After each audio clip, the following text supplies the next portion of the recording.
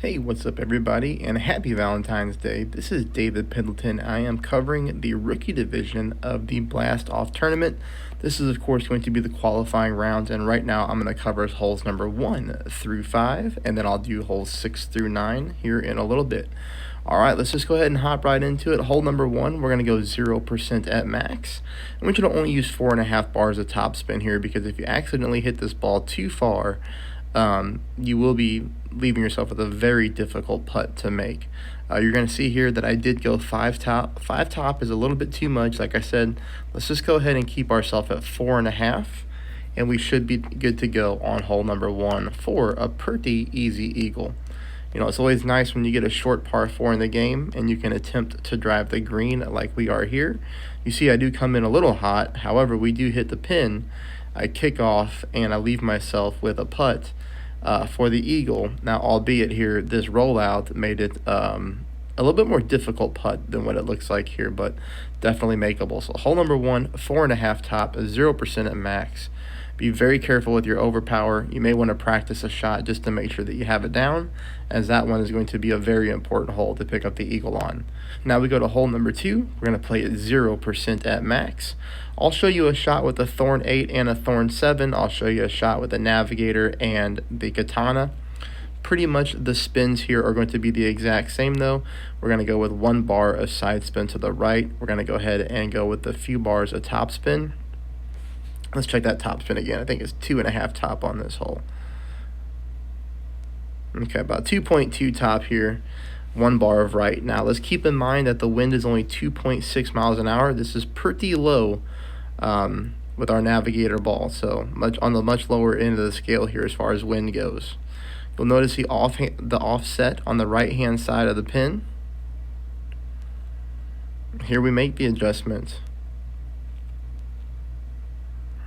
We hit a perfect ball, and this is going to go in nicely for the hole in 1. Okay, now you're going to check out this next shot here with the thorn 7 and the katana. I just wanted to see if the power 2 ball made the shot any easier. You don't need it, but I still did go 1 bar of right. Here I went with 2.5 top, okay? I put a little bit more top spin on it because keep in mind here the wind is stronger, all right? So a little bit stronger wind, I put a little bit more top spin on it.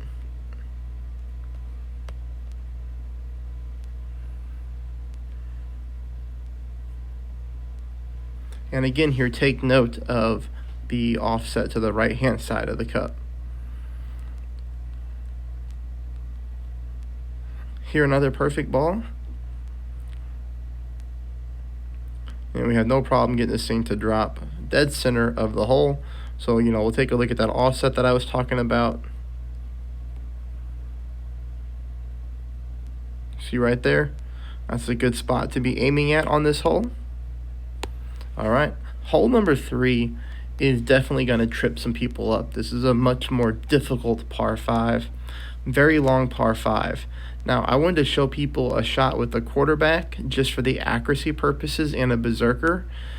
You could use your extra mile and a P5 ball. You could use your extra mile or a quarterback, whatever you want, and something like a kingmaker as well if you wanted to. Some of you might have to just take this drive though and lay up on the second fairway and try to chip in for your eagle. This is going to be a tough hole, but I'll show you the way that I played it. I went ahead and went with the quarterback just for the accuracy purposes. But again, if you're good with your extra mile and you're good at judging distance on the drive, you know, the higher you can get up on this fairway, the better for shot number 2. And we'll talk about that here in a second.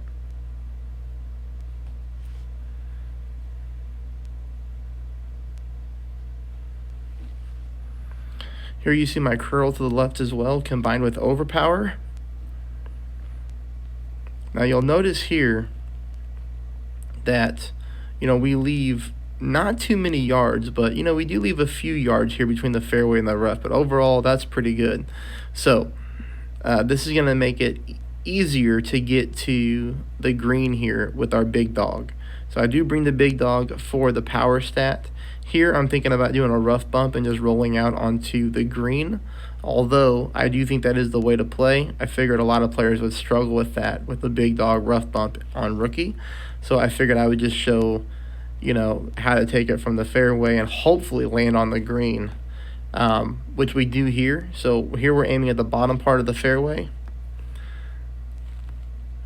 This is a shot that you definitely don't want to overpower. We are using our left curl here. And then you're going to see I am able to hit one fairway and get it to stop here on this next fairway. So, that's hole number 3. Little bit of a tricky par 5 here. That'll take us to hole number 4. We're going to play 10% at mid. We're going to go 5.5 back, half a bar of side spin to the right. Take note of the light green and the dark green squares. One thing we love about this course is we can see our setups really, really nice. All right, we're going to pause it there because this is going to be important to talk about. Right there. Okay. Take a look at the dark green square that the very end of my ball guideline is in. Notice how it's aiming at the top right-hand portion. I think what we want to do on this hole is I think we just want to go ahead and put it right in the corner of that square, because you're going to see me miss this shot to the left, but really I'm not going to miss it by too much. So again, I think if we just move this target over a little bit to the right and we maybe just aim at the top right-hand corner of that dark green square, we might have ourselves a drop here. But you're going to see here that the backspin is good. The ball slows down. It comes right in at the pin, but we just barely miss this one to the left-hand side. Definitely need the backspin, and you definitely need a perfect ball on this particular course. All right, now we'll head to hole number 5. Hole number 5, 0% at max. Here we're going to go with a Titan ball, 2 bars of side spin to the right, combined with a little bit of backspin, maybe half a bar of backspin. You're going to see here I'm just aiming at this top second part of the fairway. Notice that my first bounce is very close to the rough line. So what we're going to do is we're going to make sure we use just a little bit of overpower to make sure that we don't hit that rough there. So that's all we're going to do. We're going to use just a little bit of OP, which you see. We hit a perfect ball, and that's going to leave us really nicely for the eagle.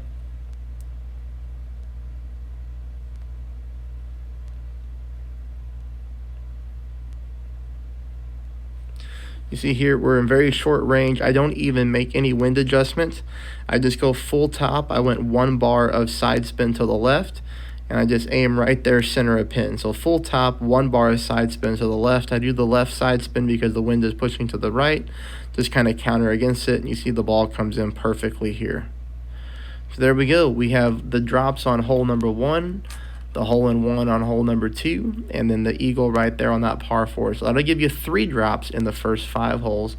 I will talk to you all a little bit later. Thanks, everybody.